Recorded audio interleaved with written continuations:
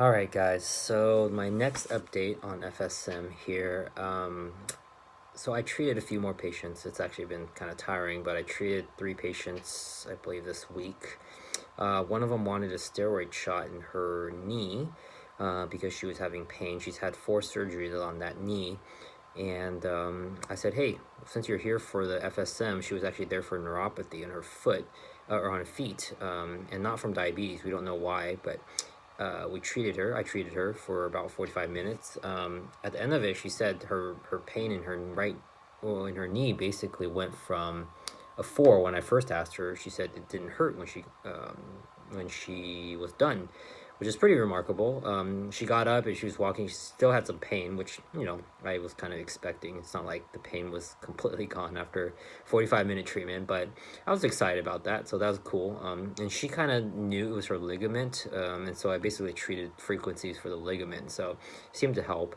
And she said her neuropathy was basically that tingling or numbness on the left foot, which actually I could only do one. I only had electrodes for one foot because I was using the other unit to treat her right knee. She said it was pretty much better, and so I told her to call me back and let me know if the effect persisted. And she didn't call me back, so I'll have to follow up with her to see how she did. So this is the patient. I will try to get back on later. And then yesterday I had a patient I treated.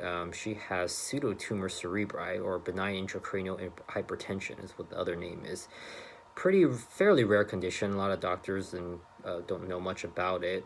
So anyways, I treated her. Kind of scared me actually a few times during the treatment, because one of her things is when the pressure builds up too much. So actually what the condition is, you build up too much the spinal fluid, and you can have pressure on the ocular nerve. And so she has gone to the ER probably like 20 times over the last few years to get spinal taps because it just builds up. And so I ran the frequencies for congestion of the dura, primarily inflammation of the spinal cord, inflammation of the cord. So it was like 4010, 4396, 5443, and some other ones.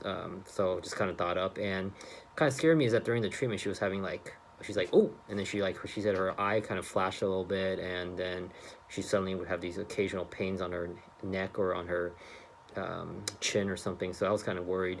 And I saw a message that she wanted me to call her back yesterday. I'm like, oh no, she's probably going to she probably told me she went to the hospital. She feels terrible. What did I do to her, essentially?